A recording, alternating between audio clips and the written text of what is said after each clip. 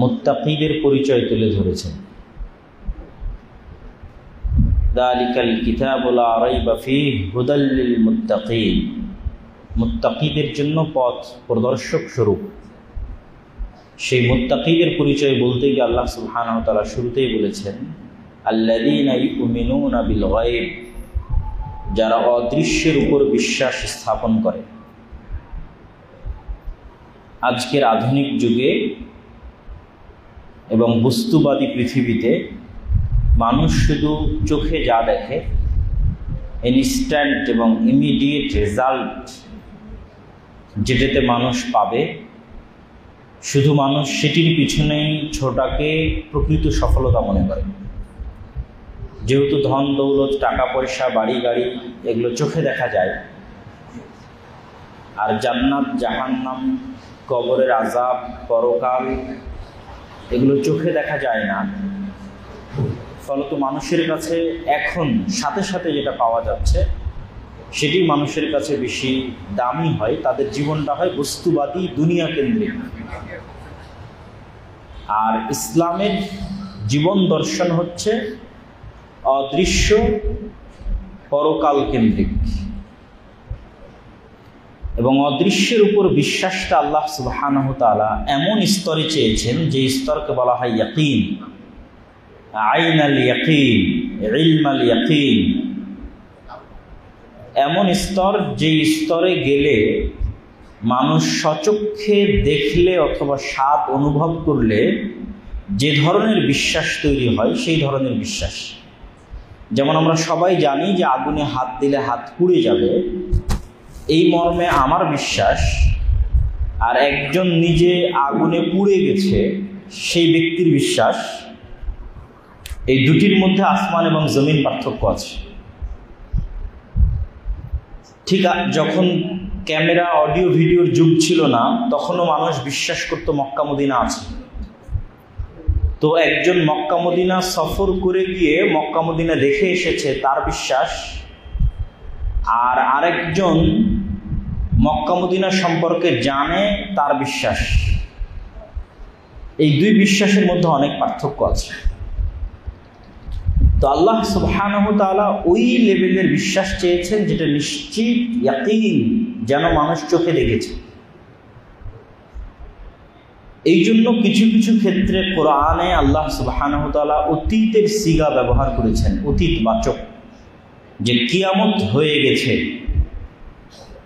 কিয়ামত সংঘটিত হয়ে গেছে। অথচ আমরা বিশ্বাস করছি যে কিয়ামত হবে। সবচেয়ে বেশি নিশ্চিত কোনটা, ভবিষ্যৎ না অতীত?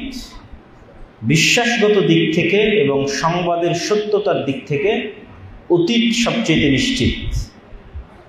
আমি জামিয়া সালাফিয়াতে ভর্তি হব, এটা একটা বিশ্বাস। আর আমি জামিয়া সালাফিয়াতে ভর্তি হয়ে গেছি, এখন জামিয়া সালাফিয়ার ছাত্র, এটা একটা বিশ্বাস। দুইটার মধ্যে অনেক পার্থক্য। তো আল্লাহ সুবহানাহু ওয়া তাআলা চাচ্ছেন যে মানুষ এমন বিশ্বাস অর্জন করুক যেন মানুষের মৃত্যু সংঘটিত হয়ে গেছে, মরবে এটা নয়। বিশ্বাসের লেভেলটা হবে এমন যে আমি মারা গেছি এবং এটাই সত্য। বিশ্বাসের লেভেলটা হবে এমন যে কিয়ামত সংঘটিত হয়ে গেছে এবং এটাই সত্য। কেন আমরা যদি এখন বসে কল্পনা করি, আমরা এখানে যারা বসে আছি তাদের অধিকাংশই যখন 2100 সাল হবে পৃথিবীতে, বেশি দিন পরে নয়, সর্বোচ্চ 60-70 বছর পরেই, 2099 সালের পরে 2100 সাল হবে, তখন আসলে আমরা পৃথিবীতে কেউ নাই।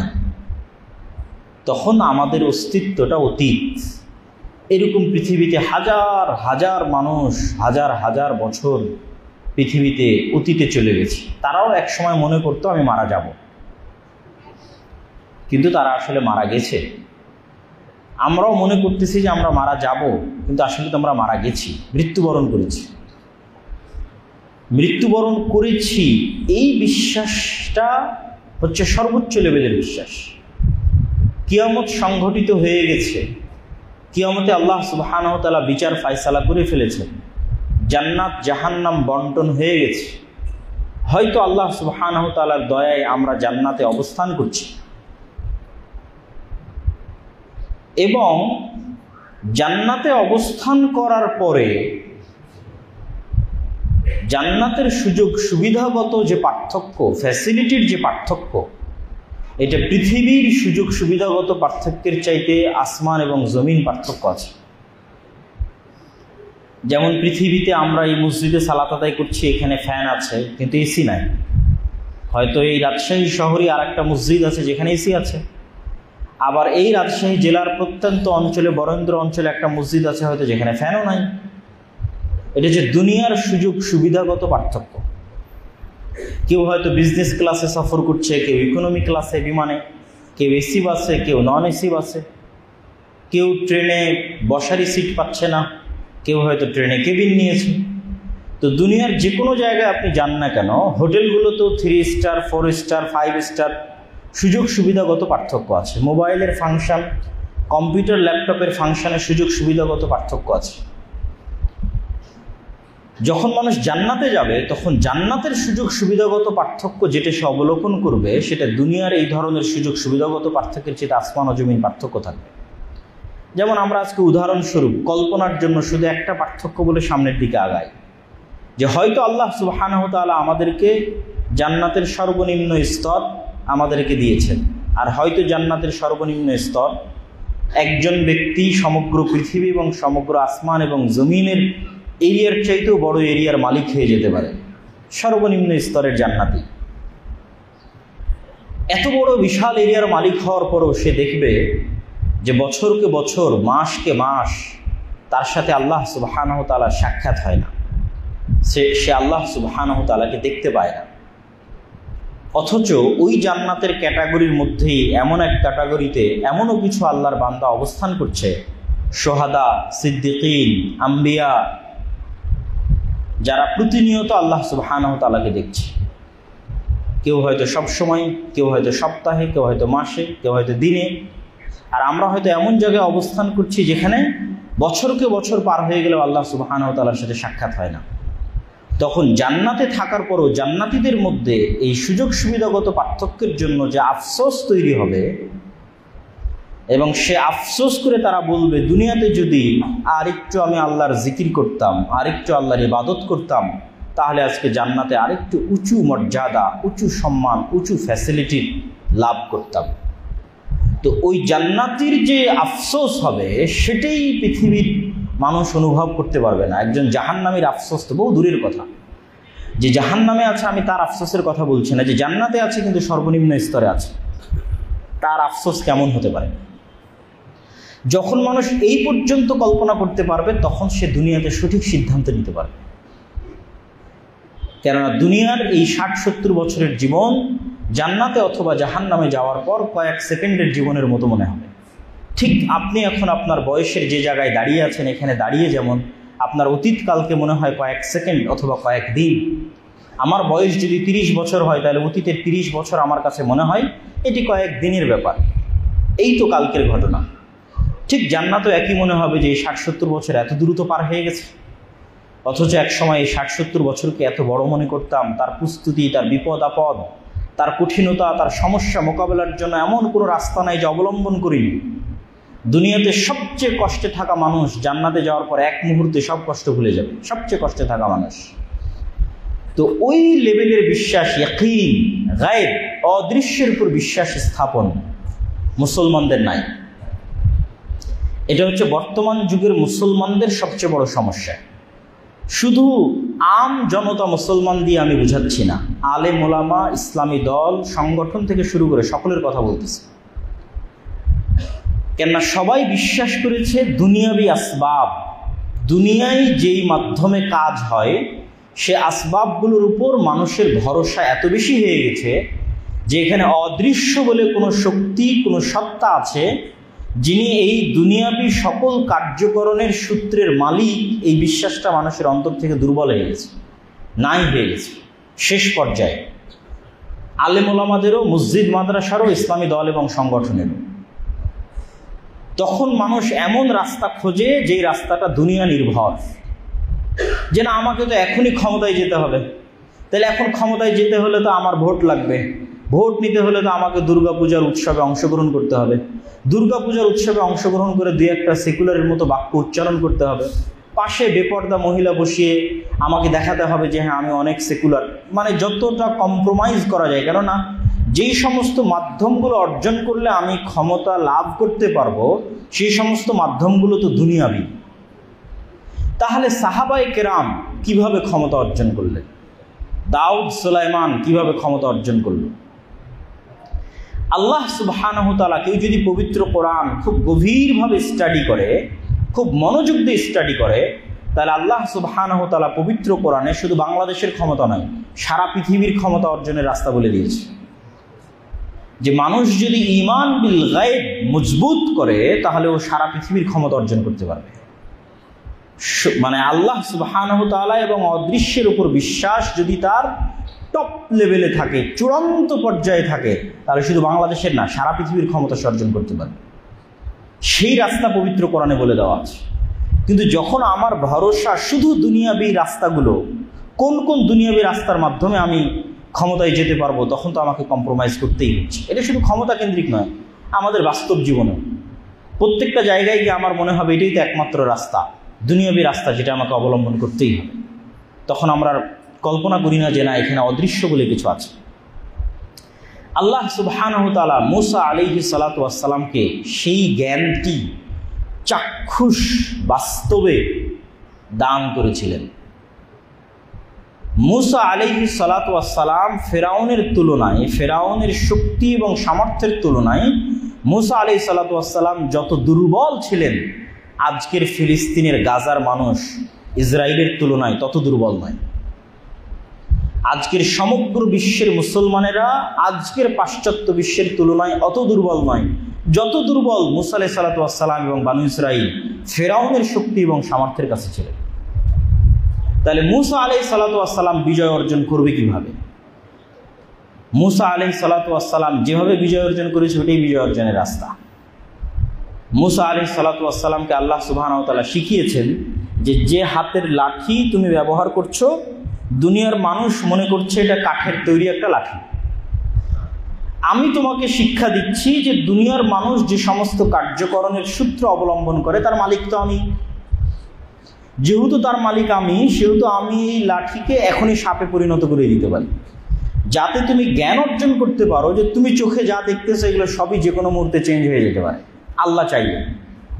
ওই লেভেলের ইয়াকিন যাতে তোমার অর্জন হয় যে আল্লাহ আমার হাতের লাঠিকে এখন ইনস্ট্যান্ট সাপ বানিয়ে দিচ্ছে, সে আল্লাহ আমার চোখের সামনে যে কোনো কিছুকে যে কোনো সময় পরিবর্তন করে দিতে পারে। ওই লেভেলের বিশ্বাস যাতে তুমি অর্জন করতে পারো। কেননা ফেরাউনের শক্তি সামর্থ্যের সামনে ইয়াকিন বিল গায়ব, অদৃশ্য আল্লাহর শক্তি এবং ক্ষমতার উপর যদি পূর্ণ ইয়াকিন না থাকে, মূসা আলাইহিস সালাতু ওয়াস সালামের বিজয়ের কোনো রাস্তা নেই। তখন মূসা আলাইহিস সালাতু ওয়াস সালামকেও কম্প্রোমাইজ করতে হবে যে না, আমার তো দুনিয়াবী রাস্তা ছাড়া আমি তো ফেরাউনের সাথে পারতেছি না, অতএব আমি আমার আকীদা এবং আদর্শ সব কিছুতে আমি কম্প্রোমাইজ করব যাতে দুনিয়াবী রাস্তা দিয়ে আমি ফেরাউনের সাথে লড়াই করতে পারি। কিন্তু সেই শিক্ষা আল্লাহ সুবহানাহু ওয়া তাআলা মূসা আলাইহিস সালাতু ওয়াস সালামকে দেননি। এবং জাদুকরেরা যখন মূসা আলাইহিস সালাতু ওয়াস সালামের লাঠির প্রদর্শনীর সামনে সিজদা করলো, তখন সিজদা করার মূল কারণটাই ছিল জাদুকরদের হাতেও কিন্তু লাঠি ছিল, দড়ি ছিল, এবং জাদুকরদের হাতের লাঠি এবং দড়িও কিন্তু সাপে পরিণত হয়েছিল। মূসা আলাইহিস সালাতু ওয়াস সালামের লাঠিও সাপে পরিণত হয়েছিল। তাহলে জাদুকরেরা সিজদা করবে কেন? পৃথিবীর সবচেয়ে টপ লেভেলের জাদুকররা সেখানে উপস্থিত হয়েছে, তাদের দড়িও সাপে পরিণত হয়ে গেছে, যেটা দেখে মূসা আলাইহিস সালাম ভয়ও পাচ্ছে। কিন্তু জাদুকরেরা দেখলো যে তাদের যেই লাঠি এবং দড়ি সাপ হয়ে গেছে এটা জাদুর সাপ, আর মূসার লাঠি যে সাপ হয়ে গেছে এটা বাস্তব সাপ। ঠিক যেই বাস্তব সাপ বিলে ঘুরতেছে, আমাদের আশেপাশে আল্লাহর তৈরি করা জ্যান্ত যে সাপ আছে, এই লাঠি সে জ্যান্ত সাপ হয়ে গেছে, চোখের ভেলকি জাদুর সাপ নয়। কিন্তু তাদের দড়ি এবং তাদের লাঠিগুলো ছিল চোখের ভেলকি জাদুর সাপ। আর মূসা আলাইহিস সালাতু ওয়াস সালামের লাঠি হয়ে গেছে জ্যান্ত জীবন্ত সাপ। তখন তারা বুঝে গেছে এইটা তো জাদু নয়, তো অসম্ভব, জাদু হলে আমাদের মতো হবে। তো অবশ্যই মূসা আলাইহিস সালাতু ওয়াস সালাম আল্লাহ সুবহানাহু ওয়া তাআলার নবী, কেননা তার লাঠি জীবন্ত সাপ হয়ে গেছে, বাস্তব সাপ হয়ে গেছে, যেই সাপ আর সাপগুলোকে খেয়ে ফেলতে পারে, সেই সাপ হয়ে গেছে। তখন তারা সিজদায় পড়ে গেল। তো মূসা আলাইহিস সালাতু ওয়াস সালামকে আল্লাহ সুবহানাহু ওয়া তাআলা শিখিয়েছেন, তুমি চোখে যা দেখছো এইটা পৃথিবীর মানুষের দৃষ্টিতে এগুলোই দুনিয়াবি আসবাব, কিন্তু যদি অদৃশ্যে বিশ্বাস রাখো, আল্লাহর শক্তি এবং আল্লাহর ক্ষমতার উপর বিশ্বাস রাখো, তা আল্লাহ যে কোনো সময় যে কোনো কিছু পরিবর্তন করে দিতে পারে। এবং বিজ্ঞানের আলোকেও এটা অসম্ভব নয়। বিজ্ঞানের আলোকেও প্রত্যেকটা জিনিসের যে ডিএনএ আছে, জীব জন্তু জড় পদার্থ প্রত্যেকটার মধ্যে যে ডিএনএ আছে, এগুলোর অধিকাংশই ডিএনএ কমন। যেমন মানুষ এবং বানরের ডিএনএ 98% কমন, মানুষ এবং শুকুরের ডিএনএ 98% কমন। তথা আমি আরও যদি স্পষ্ট করে বলি সহজ করার জন্য, যে মানুষ মানুষ হয়েছে আর শুকুর শুকুর হয়েছে শুধু 2% পার্থক্যের কারণে। বানর বানর হয়েছে আর মানুষ মানুষ হয়েছে শুধু 2% পার্থক্যের কারণে।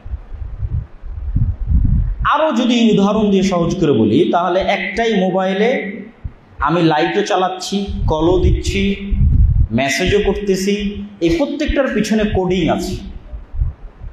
কোডিং কিন্তু সেম ল্যাঙ্গুয়েজ। ঠিক আমরা যখন বাংলা লিখি তখনও কলম দিয়ে কালি বের হয়, যখন আরবি লিখি তখনও কলম দিয়ে কালি বের হয়, যখন ইংরেজি লিখি তখনও কলম দিয়ে কালি বের হয়, সবই তো কলমের কালি। শুধু একটু পরিবর্তনের কারণে একটা আলিফ হয়ে গেছে, একটু পরিবর্তনের কারণে একটা এ হয়ে গেছে, একটু পরিবর্তনের কারণে একটা ক হয়ে গেছে। ঠিক ওই রকমই কোডিং ল্যাঙ্গুয়েজ একটু পরিবর্তনের কারণে একটাতে চাপ দিলে লাইট জ্বলতেছে, একটাতে চাপ দিলে কল যাচ্ছে। তো এটা যে মানুষের তৈরি করা কোডিং সিস্টেমের প্রোগ্রামিংয়ের পার্থক্যের কারণে সুযোগ সুবিধাগত পার্থক্য, তৈরিগত পার্থক্য, জিনিস একই, ল্যাঙ্গুয়েজ একই। তো আল্লাহ সুবহানাহু ওয়া তাআলা এই পুরো পৃথিবীকে যেভাবে প্রোগ্রাম করেছেন, আল্লাহ একটু পরিবর্তন ডিএনএর মধ্যে একটু পরিবর্তন করে দিলে, তথা মানুষের ডিএনএ 2% পরিবর্তন করে দিলে সকালবেলা মানুষ দেখবে সে বানর হয়ে গেছে। এবং মানুষ যদি পৃথিবীর দ্বিতীয় কোনো প্রাণীতে পরিণত হয়, তাহলে অল্প পরিবর্তনে দ্বিতীয় 2টা প্রাণীতে পরিবর্তন হতে পারবে, একটা বানর একটা শূকর, ন্যূনতম সামান্য পরিবর্তন। এই জন্য রাসূল সাল্লাল্লাহু আলাইহি ওয়াসাল্লাম বলেছে যে আমার উম্মতের একদল মানুষ বানর এবং শূকরে পরিণত হয়ে যাবে। কেন? এটা সামান্য পরিবর্তনই হয়ে যাবে। আল্লাহ সুবহানাহু ওয়া তাআলা চাইবেন রাতের বেলা মানুষের ডিএনএ একটু পরিবর্তন হয়ে যাবে, সকালবেলা উঠে দেখবে সে বানর হয়ে গেছে, সকালবেলা উঠে দেখবে সে শূকর হয়ে গেছে। তাহলে পুরো পৃথিবী এরকম আল্লাহ সুবহানাহু ওয়া তাআলার কাছে, যে কোনো কিছুকে যে কোনো মুহূর্তে উনি যে কোনো কিছুতে পরিবর্তন করে দিতে পারেন। ওয়া আলা কুল্লি শাইইন কাদির। তো যখন এই লেভেলের বিশ্বাস মুসা আলাইহিস সালাতু ওয়াস সালাম অর্জন করেছে, তখন সামনে যদি বিশাল সমুদ্র থাকে আর পিছনে যদি বিশাল ফেরাউনের সেনাবাহিনী থাকে, তো মুসা আলাইহিস সালাম ভয় পাবে না। যদিও মুসা আলাইহিস সালাম জানেন না যে আল্লাহ সুবহানাহু ওয়া তাআলা তার জন্য সমুদ্রের মধ্যে রাস্তা তৈরি করে দেবেন, এটা তিনি জানেন না। কিন্তু এই জ্ঞান তার অর্জন হয়ে গেছে যে আল্লাহ চাইলে সব কিছু করতে পারে। আমার লাঠিকে যদি আল্লাহ সাপ বানিয়ে দিতে পারে, তাহলে ফেরাউনের শক্তি আসলে কোনো শক্তি নয়। ওই জন্য ইসলামের একটা কালেমা আছে, লা হাওলা ওয়ালা কুওয়াতা ইল্লা বিল্লাহ, যেখানে আল্লাহ সুবহানাহু ওয়া তাআলা পৃথিবীর সকল শক্তি সমান সমান 0।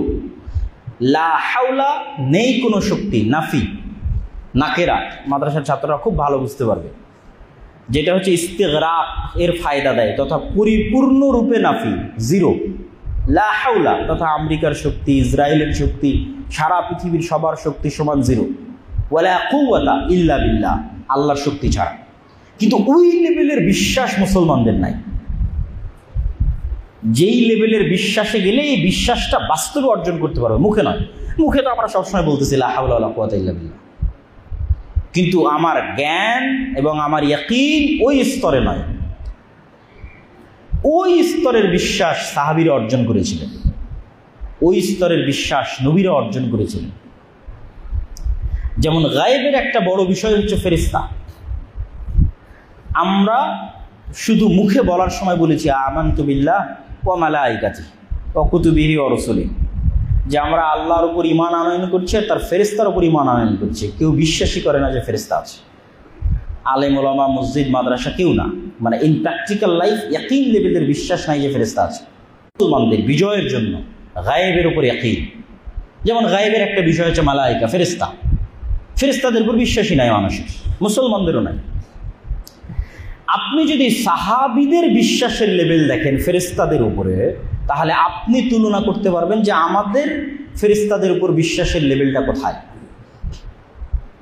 যদি সাহাবীদের লেভেলটা দেখেন যে সাহাবীরা কোন লেভেলে বিশ্বাস করতে ফেরেশতাদের, অসংখ্য হাদিস তুলে ধরা যাবে। আজকের জুমার খুতবায় সব হাদিস তুলে ধরার মতো সময় নেই, 2-1টা হাদিস বলি, তাহলে ছাত্ররা আরও খুঁজে বের করতে পারবে এবং মানুষও যখন পড়বে, এবং এটা আমাদের একটা বই আকারেও আসতেছে, সেই বই আকারে মোটামুটি সকল হাদিসই সেখানে একত্রিত করা আছে।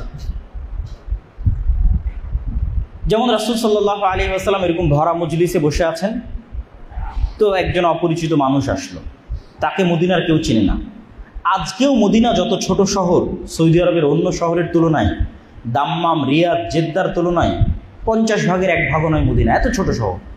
আজ এই আধুনিক যুগে, তাহলে সেই যুগে কত ছোট শহর হতে পারে? হাতে গোনা যাবে বাড়িঘর, 5টা 10টা 15টা 20টা বাড়ি হাতে গোনা যাবে। 700 মরুভূমির সফরে আলামত থাকবে না, এটা অসম্ভব। যখন প্রশ্ন সব শেষ হয়ে গেল, ইসলাম কাকে বলে, ঈমান কাকে বলে, ইহসান কাকে বলে, ফিরে যাওয়ার সময় আল্লাহ নবী বলছে, চিনো শেখে, এই জিবরাইল এসেছিল তোমাদেরকে দিন শেখানোর জন্য। তাহলে সাহাবীরা স্বচক্ষে জিবরাইলকে দেখতেছে মানুষের রূপে, তাহলে তার বিশ্বাসের লেভেল যে হ্যাঁ জিবরাইল আছে, ফেরেশতা আছে, আর আমার বিশ্বাসের লেভেল আপনি কল্পনা করবেন। এরকম অসংখ্য হাদিস একটার পর একটা মিলাবেন যে একদল মানুষ যদি 24 ঘন্টা শুধু এরকম ফেরেশতার কথাই শুনে এবং ফেরেশতা রিলেটেড ঘটনাই দেখে সারাদিন, তাহলে তার কি হতে পারে?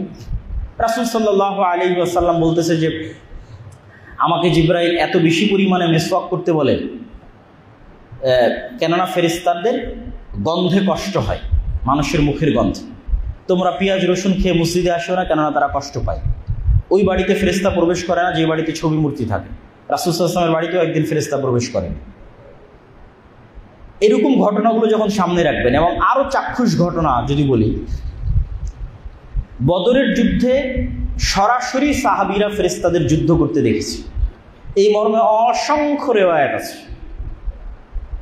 খন্দকের যুদ্ধে রাসূলুল্লাহ সাল্লাল্লাহু আলাইহি ওয়াসাল্লাম যুদ্ধ শেষ করে এসে তরবারি রাখতে যাচ্ছেন, জিবরাইল এসে বলছেন আপনি তরবারি রেখে দিয়েছেন, আমরা তো রাখিনি।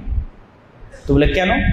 তো বলে ইহুদিদের 3টা গোত্র বিশ্বাসঘাতকতা করেছে, বানু নাজির, বানু কায়নুকা, এরা বিশ্বাসঘাতকতা করেছে, এদের বিরুদ্ধে তথা এদেরকে মদিনায় থাকতে দেওয়া যাবে না।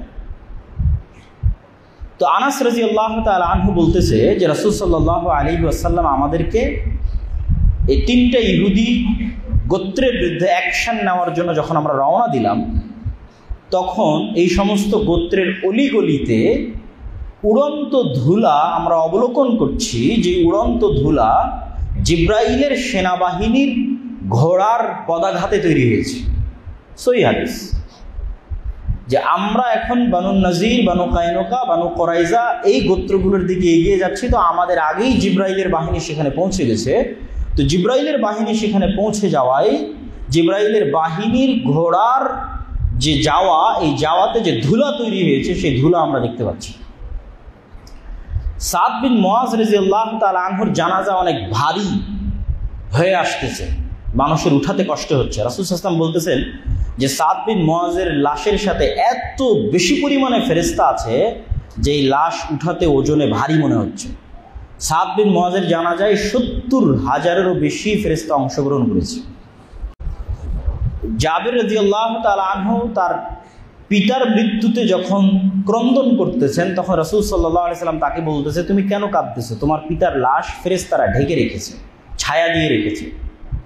হানজালা রাদিয়াল্লাহু তাআলা আনহুকে যখন গোসল দেওয়ানোর কথা আসতেছে, ফরজ গোসল, রাসূল সাল্লাল্লাহু আলাইহি ওয়াসাল্লাম বলতেছেন তাকে ফেরেশতারা ইতিমধ্যেই গোসল দিয়ে ফেলেছে, তাকে গোসল দেওয়ানোর প্রয়োজন নাই।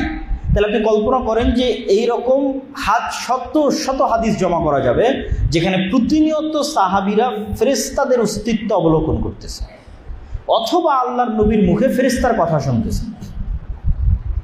আল্লাহ সুবহানাহু ওয়া তাআলা নিজে কোরআনে বহু জায়গায় তিনি যে বদরে, খন্দকে, উহুদে আসমান থেকে ফেরেশতা অবতীর্ণ করে সহযোগিতা করেছেন তার বর্ণনা দিয়েছেন। একজন সাহাবী বদরের মাঠে যুদ্ধ করতেছে, সে একটা গায়েবী আওয়াজ পেল যে আকদিমে হাইজুম, তুমি এগিয়ে যাও হে হাইজুম। সে বলল, আমি এগিয়ে যাচ্ছি এক মুশরিকের দিকে তাকে আঘাত করার জন্য, কিন্তু আমার আঘাতের আগেই মুশরিক পড়ে গেছে এবং আমি দেখছি সে আহত অবস্থায় ছটফট করতেছে এবং তার শরীরে আঘাতের রক্ত বের হচ্ছে, অথচ আমি তাকে আঘাতই করি, আমি তাকে তরবারি দিয়ে আক্রমণই করি। রাসূল সাল্লাল্লাহু আলাইহি ওয়াসাল্লামকে এসে বললাম, রাসূল সাল্লাল্লাহু আলাইহি ওয়াসাল্লাম বললেন, এটা তৃতীয় আসমান থেকে আসা ফেরেশতার সহযোগিতা ছিল। এগুলো সব সহিহ হাদিস, এরকম অসংখ্য হাদিস এবং আয়াত পেশ করা যাবে। তাহলে সাহাবীদের এই বিশ্বাস যে ফেরেশতা আছে, এটা গায়েবের বিশ্বাস, গায়েবের উপর ইয়াকিন, ওই বিশ্বাসের লেভেল আর আমাদের বিশ্বাসের লেভেলের মধ্যে তুলনা করে। তাহলে এবার যখন খালিদ বিন ওয়ালিদ যুদ্ধের মাঠে যাবে, তখন খালিদ বিন ওয়ালিদের ভরসা দুনিয়াবী আসবাবের উপর কতটা হবে আর আল্লাহর সাহায্য এবং শক্তির উপর কতটা হবে, ওইটাই ছিল মুসলমানদের বিজয়ের মূল মন্ত্র। এবং ভবিষ্যতেও যদি মুসলমানেরা বিজয় লাভ করে তাহলে এটাই মূল মন্ত্র। কেননা পৃথিবীর সবচেয়ে শক্তিশালী টেকনোলজি হচ্ছে সাউন্ড টেকনোলজি। এইটার প্রমাণ কোরআন, এটা বিজ্ঞান এখন পর্যন্ত আবিষ্কার করতে পারে। কেননা আল্লাহ সুবহানাহু ওয়া তাআলা কোরআন মাজিদে বলেছেন যে আমি সকল সৃষ্টি তৈরি করেছি কুন ফায়াকুন, আওয়াজ দিয়ে, আওয়াজ। আর আল্লাহ সুবহানাহু ওয়া তাআলা পৃথিবী ধ্বংস করবেন সিঙ্গার ফুৎকার, আওয়াজ দিয়ে। তথায় প্রত্যেকটা জীব জন্তু জানোয়ার আওয়াজ বুঝে, কিন্তু ওই লেভেলের আওয়াজ আমি জানি না, কিন্তু ওই লেভেলের আওয়াজের জ্ঞান আল্লাহ সুলাইমান আলাইহিস সালাতু ওয়াস সালামকে দিয়েছিলেন, সাউন্ড টেকনোলজি। তথা পিঁপড়া কি আওয়াজ করলে পিঁপড়া বুঝবে, এই জ্ঞান সুলাইমান আলাইহিস সালাতু ওয়াস সালামের ছিল। কি আওয়াজ করলে গরু, ছাগল, মহিষ বুঝবে, এই জ্ঞান সুলাইমান আলাইহিস সালাতু ওয়াস সালামের ছিল। সাউন্ড টেকনোলজি সর্বোচ্চ লেভেলের। এখনকার বিজ্ঞান দাঁড়িয়ে আছে আলোর উপর, লাইট টেকনোলজি, আলোর টেকনোলজির উপর দাঁড়িয়ে আছে। সাউন্ড টেকনোলজির ধারে কাছেও তারা নাই। এগুলো প্রভাব বিস্তারকারী, এগুলো প্রভাব বিস্তার করবেই। কিয়ামতের পূর্ব মুহূর্তে শুধু আল্লাহু আকবার আওয়াজ দিয়ে প্রাচীর ভেঙে যাবে, মানে মুসলমানেরা আওয়াজ করবে আল্লাহু আকবার, আওয়াজে প্রাচীর ভাঙবে। তো সর্বোচ্চ লেভেলের অস্ত্র মুসলমানদের কাছে আছে, কিন্তু ওইটা সম্পর্কে মুসলমানেরা জানে না। ওই লেভেলের জ্ঞান, ওই লেভেলের বিশ্বাস, ওই লেভেলের ইয়াকিন মুসলমানদের নাই। কোরআনে আল্লাহ সুবহানাহু ওয়া তাআলা কি বলছে সেই বিশ্বাস মুসলমানদের নাই।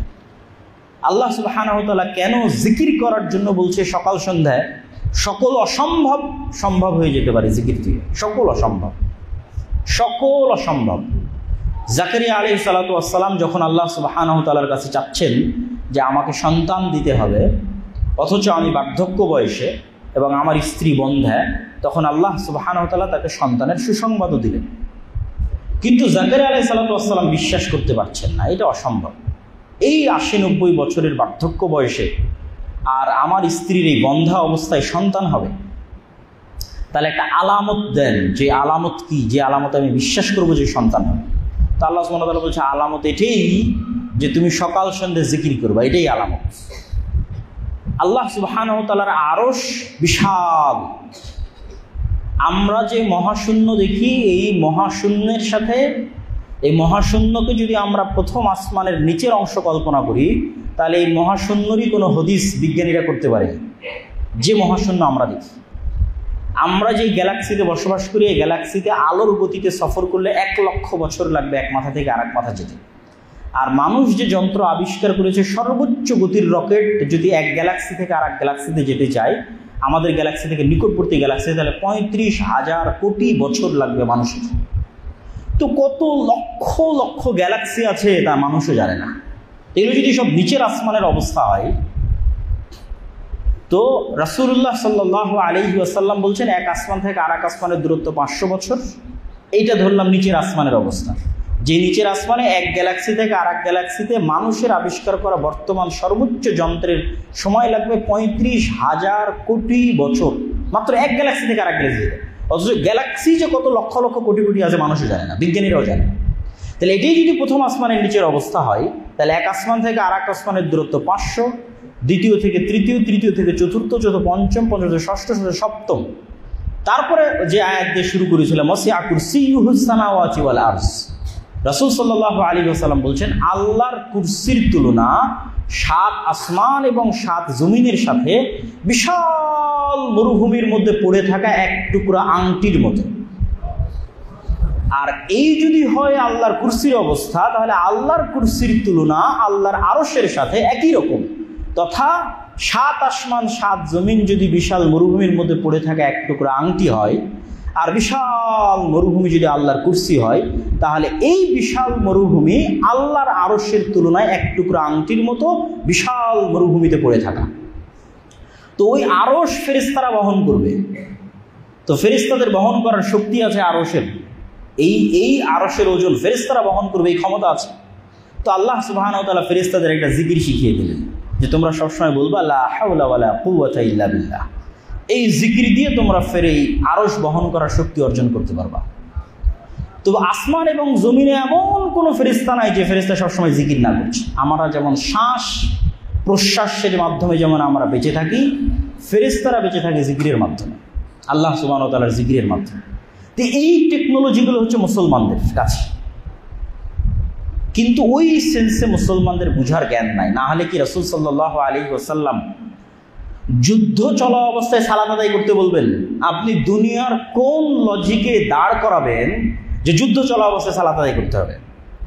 কেননা যুদ্ধের জয় পরাজয় নির্ভর করে দুনিয়াবি লজিকের উপর, যে আমি গুলি মারবো সে গুলি মারবে, আমি ফায়ার করব সে ফায়ার করবে, আমি তরবারি চালাবো সে তরবারি চালাবে, আমি বম মারবো সে বম মারবে, সব দুনিয়াবি।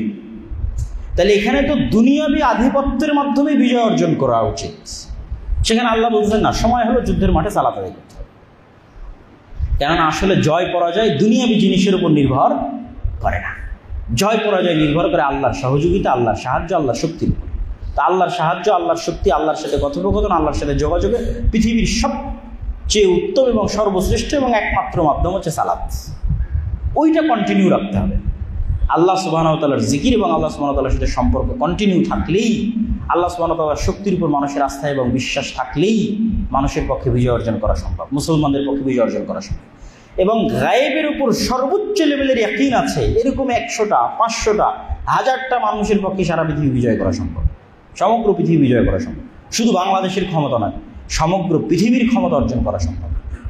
এবং ওই লেভেলের মানুষ তৈরি হবে এবং ওইভাবেই তারা বিজয় অর্জন করবে। সেটা কখন কিভাবে হবে সেটা আল্লাহ সুবহানাহু ওয়া তাআলা ভালো জানেন। কিন্তু এইটা ছাড়া দুনিয়াবি মাধ্যমে কম্প্রোমাইজ করে বিজয় অর্জনের আসলে কোনো রাস্তা নাই। তো আমি আমার বক্তব্য দীর্ঘায়িত করতে চাচ্ছি না। আল্লাহ সুবহানাহু ওয়া তাআলা আমাদেরকে এই সংক্ষিপ্ত বক্তব্য, যদি এটা অনেক লম্বা বক্তব্য, এর পিছনে অনেক নুসুস আছে, অনেক আয়াত আছে, অনেক হাদিস আছে, এবং সবগুলোই বিস্তারিত বুঝা এবং বিভিন্ন অ্যাঙ্গেল থেকে জানার সুযোগ আছে।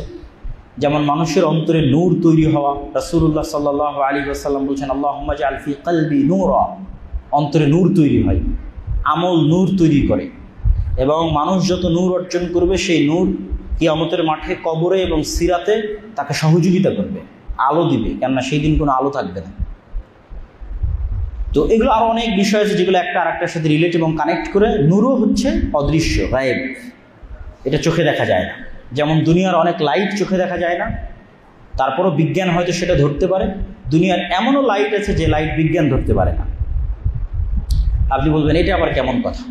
দুনিয়ার কিছু লাইট আছে যে আমরা দেখতে পাই না কিন্তু বিশ্বাস করি, কিন্তু বিজ্ঞান ধরতে পারে যে হ্যাঁ আছে লাইট। যেমন আমরা যখন এসি অন করি, অফ করি, তখন রিমোট থেকে একটা লাইট বের হয়ে এসির সাথে কানেক্ট হয়, এটা বলে ইনফ্রারেড রে, ইনফ্রারেড লাইট। ঠিক আছে, এরকম সবগুলো যে ক্যামেরা চলতেছে, লাইট চলতেছে, এগুলো সব লাইটের উপর আলো। এই আলোটা আমরা চোখে দেখতেছি না, সেটার উপর নির্ভর করে পরিচালিত হচ্ছে। তো এমনও লেভেলের আলো আছে যেই লেভেলের আলো বিজ্ঞানও ধরতে পারবে না। তার দলিল কোথায়? তার দলিল হচ্ছে কুকুরের ঘ্রাণ শক্তি মানুষের ঘ্রাণ শক্তির চাইতে 10,000 গুণ বেশি। আমরা মানুষকে চেহারা দেখে চিনি, কুকুর মানুষকে চেহারা দেখে চেনে না। মানে আপনি আমাকে যেইভাবে দেখতেছেন, কুকুর আসলে আমাদেরকে এইভাবে দেখে না। কেন? আমাদের কাছে পৃথিবীটা 3D, ত্রিমাত্রিক। কুকুরের কাছে পৃথিবী 3D নয়। কুকুর সামান্য কিছু কালার দেখে, আর বেশিরভাগ সময় চিনতে পারে ঘ্রাণ, ঘ্রাণ শুনে চিনতে পারে। আমরা একটা মানুষের অবয়ব দেখে চিনতেছি, এইভাবে নয়। তো কুকুর যেই লেভেলের ঘ্রাণ অর্জন করে, ওই লেভেলের ঘ্রাণের ক্ষমতা মানুষের নাই, মানুষের তৈরি কোনো যন্ত্রের নাই। এটা হচ্ছে আমাদের দলিলের জায়গা যে কুকুর যেই লেভেলের ঘ্রাণ অর্জন করে ওই লেভেলের ঘ্রাণ অর্জন করার ক্ষমতা মানুষের নাই, মানুষের তৈরি কোনো যন্ত্রের নাই। এই জন্য মানুষ কুকুরকে প্রশিক্ষণ দিয়ে কোথাও বম আছে কিনা, কোথাও কোনো কিছু আছে কিনা, হারিয়ে যাওয়া কোনো ব্যক্তি, তাকে অনুসন্ধানের জন্য কুকুরকে লাগায়। কেন? কুকুরের যে ঘ্রাণ শক্তি, ওই ঘ্রাণ শক্তি ধরতে পারবে এই লেভেলের কোনো যন্ত্র নাই।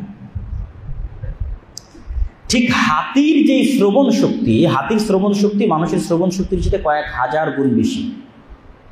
হাতি যেই লেভেলের শুনতে পায় ওই লেভেলের শোনার ক্ষমতা মানুষের নাই, মানুষের তৈরি কোনো যন্ত্রের নাই। তো এমনও শব্দ পৃথিবীতে আছে যেই শব্দ হাতি শুনে, মানুষ শুনে না, মানুষের তৈরি কোনো যন্ত্র শুনে না।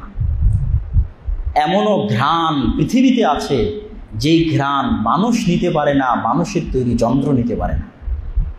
তাহলে এমনও লাইট, আলো পৃথিবীতে আছে যে আলো মানুষ দেখে না, মানুষের তৈরি যন্ত্র দেখে না। যে আলো দেখলে কুকুর চিৎকার করে ওঠে, যে আলো দেখলে মোরগ চিৎকার করে ওঠে। কুকুর দেখে শয়তানের আলো আর মোরগ দেখে ফেরেশতার আলো। পৃথিবীতে আছে। তো এটাই ফেরেশতারা নূরের তৈরি। নূর পৃথিবীতে আছে, বিরাজ করছে পৃথিবীতে। সে নূর রাসূল সাল্লাল্লাহু আলাইহি ওয়াসাল্লাম চেয়েছে যে অন্তরে তৈরি হোক, কানে তৈরি হোক, চোখে তৈরি হোক, ডানে বামে তৈরি হোক। কিন্তু সেই নূর মানুষ দেখতে পায় না। তার মানে মানুষ দেখতে পায় না মানে মানুষের যন্ত্র দেখতে পায় না, তার মানে সেটার অস্তিত্ব নাই। তাহলে ওই যে এরকম, এইটা দুটো উদাহরণ দিলাম আমি, কুকুর আর হাতি। পৃথিবীর এরকম কত লেভেলের প্রাণীর, কত স্তরের ভিন্ন ভিন্ন যোগ্যতা আছে, যেই স্তরের যোগ্যতায় মানুষ পৌঁছতে পারে না, মানুষের যন্ত্র পৌঁছতে পারে। ওইটাই প্রমাণ করে যে আসলে পৃথিবীতে এমন কিছু আছে যেটা অর্জন করার ক্ষমতা মানুষের নাই, মানুষের তৈরি করা যন্ত্রেরও নাই। সুতরাং শুধু চোখে যা দেখবো এটাই বিশ্বাস করব, এটা অর্জনের পিছনেই ছুটবো আর এটাই সব কিছু, এটা মনে করা বোকামি।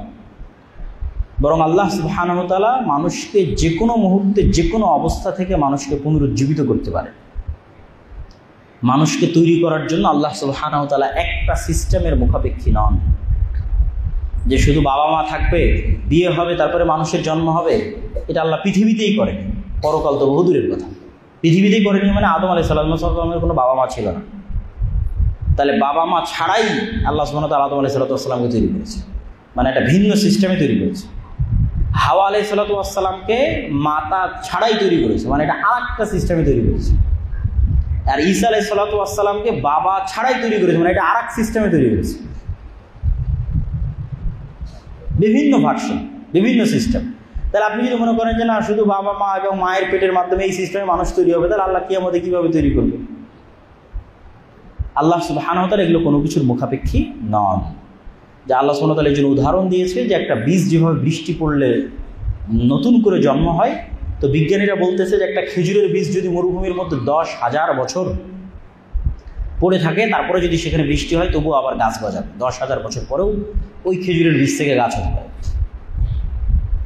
আর মানুষের ডিএনএ এবং জেনেটিক্স নিয়ে গবেষণা করে বিজ্ঞানীরা এখন যে অবস্থায় গেছে, বিজ্ঞানীরা, আমি আল্লাহ সুবহানাহু ওয়া তাআলার কথা বলতেছি না, বিজ্ঞানীরা এখন যে অবস্থায় গেছে, আর কয়দিন পর আশ্চর্য হওয়ার কোনো উপায় নাই যে বিজ্ঞানীরা যদি মানুষের বাজারে যদি লিভার বিক্রি হয়, বাজারে যদি কিডনি বিক্রি হয়, আশ্চর্য হওয়ার কিছু নাই। কেননা ফুলকপি থেকে ব্রকলি তৈরি হয়েছে। এরকম যত জাতের ভিন্নতা দেখতে পাচ্ছেন বিভিন্ন আবাদে, এগুলো সব ডিএনএতে চেঞ্জিং করা, জেনেটিক্সে চেঞ্জিং করা। সেটা ধান হোক, ফলমূল হোক, আপেল হোক, কমলা হোক, পেয়ারা হোক, যত নতুন নতুন গবেষণা হচ্ছে এগুলো জেনেটিক্সে পরিবর্তন করার মাধ্যমে নিয়ে আসতেছে। তো মানুষের একটা চুলের কয়েক লক্ষ গুণের একটা গুণ যদি বিজ্ঞানীরা পায়, আমি আল্লাহর কথা বলতেছি না, মানুষের একটা চুলের কয়েক লক্ষ গুণের একটা গুণ যদি বিজ্ঞানীরা পায়, তাহলে ওই মানুষের ডিএনএ থেকে ওই মানুষের কিডনি বানিয়ে দিতে পারবে, লিভার বানিয়ে দিতে পারবে, কোষ তৈরি করে দিতে পারবে, হয়তো আর 50-100 বছরের মাথায়। তাহলে মানুষ কীভাবে বিশ্বাস করে যে আল্লাহ সুবহানাহু ওয়া তাআলা মানুষকে পুনরায় তৈরি করতে পারবে না? এই জন্য পরকালের উপর ইয়াকিন, ফেরেশতাদের উপর ইয়াকিন, আল্লাহ সুবহানাহু ওয়া তাআলার শক্তি এবং সামর্থ্যের উপর ইয়াকিন এবং পরকালমুখী জীবন, এটাই হলো মুসলমানদের সফলতা। তো আমার বক্তব্যের শেষে এসে আজকে আমরা যে উদ্দেশ্যে মূলত রাজশাহীতে আসা বা রাজশাহীতে আজকে আমাদের একত্রিত হওয়া, সেটি হচ্ছে কোরআন এবং দিন শিক্ষা কোর্স দীর্ঘদিন যাবৎ আমাদের এখানে পরিচালিত হয়েছে। 20 দিন করে আমাদের এই কোর্সটা চলেছে। সেখানে আলহামদুলিল্লাহ এখন পর্যন্ত আমাদের 1.5 শতাধিক ছাত্র জামিয়া সালাফিয়াতে বিভিন্ন জেলা থেকে এসে 20 দিনব্যাপী এখানে থেকে কোরআন এবং দ্বীনের মৌলিক জ্ঞান অর্জন করে গেছে। তো এই বছর খানিক চলার পর এই কোর্সের উপর আমাদের পুনর্মিলনী অনুষ্ঠান আজকে আয়োজন করা হয়েছে। তো সেখানে অনেকেই হয়তো উপস্থিত হয়েছেন। জুমার পর আমাদের সেই অনুষ্ঠানটা পরিচালিত হবে, সেখানেও সকলকে উপস্থিত থাকার উদাত্ত আহ্বান জানাবো সুন্নাত সালাত পর। আর জামিয়া সালাফিয়া এবং আদ-দাওয়া ইলাল্লাহর যে কার্যক্রমগুলো আছে সেই কার্যক্রমগুলোতে সকলের স্বতঃস্ফূর্ত অংশগ্রহণ। আমাদের কার্যক্রমগুলো প্রতিষ্ঠান কেন্দ্রিক, হয় মাসিক আল ইতিসাম, নিয়মিত মাসিক আল ইতিসামে আমি নিজে লিখি, আরও অনেক জ্ঞানীগুণী ব্যক্তিরা লেখে, সম্পাদকীয় আসে বিভিন্ন সমসাময়িক যুগোপযোগী বিষয়ে। আজকেও হয়তো মাসিক আল ইতিসাম পাবেন, মাসিক আল ইতিসাম নেওয়া। আমাদের মাকতাবাতুস সালাফ থেকে প্রকাশিত বিভিন্ন বই, নতুনও কিছু বই আজকালের মধ্যে প্রকাশিত হয়েছে, সম্ভবত রাসূল সাল্লাল্লাহু আলাইহি ওয়াসাল্লামের শিক্ষকতা সম্পর্কে তার আদর্শ সেটিকে কেন্দ্র করে, এবং আরও অনেক বই। মাকতাবাতুস সালাফ, তুবা পাবলিকেশন, সে বইগুলো সংগ্রহ করা, অথবা জামিয়া সালাফিয়ার সাথে মুআদালা অধিভুক্তির মাধ্যমে জামিয়া সালাফের সিলেবাসে প্রতিষ্ঠান পরিচালনা করা, অথবা দাওয়া ইলাল্লাহর মাধ্যমে মক্তবের প্রশিক্ষণ নিয়ে যেমন আমরা জাতীয় মক্তব প্রতিযোগিতা আয়োজন করতেছি, সারা দেশে চলতেছে, যেটার ফাইনাল রাউন্ড টিভিতে আয়োজিত হবে। 30 দিনব্যাপী রমজান মাসে সরাসরি টিভিতে সম্প্রচারিত হবে। এটা বাংলাদেশের ইতিহাসে প্রথম কোনো মক্তব ভিত্তিক প্রতিযোগিতা।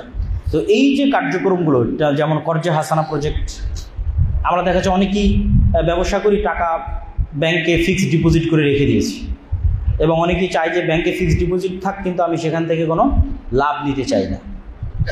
তো সেটার জন্য আপনাদের সুবর্ণ সুযোগ হচ্ছে কর্জে হাসানা প্রজেক্ট, যে এখানে আপনাদের টাকা মানুষের মধ্যে কর্জে হাসানা হিসেবে ব্যয় হবে, এবং আপনি চাইলে আপনাকে ফেরতও দেওয়া হবে। সেটার জিম্মেদারি প্রতিষ্ঠান গ্রহণ করবে। তো কর্জে হাসানা প্রজেক্ট সহ আর যতগুলো কার্যক্রম চলতেছে, সকল কার্যক্রমে সম্পর্কে জানা, জ্ঞান অর্জন করা, মানুষের মধ্যে ছড়িয়ে দেওয়া, এবং সর্বোপরি আগামী সালাফি কনফারেন্স 6-7 নভেম্বর রাজশাহীতে দেশ বিদেশের আলেম ওলামা থাকবে। সৌদি আরব, পাকিস্তান, ভারত, 3 দেশের আলেম ওলামা থাকবে।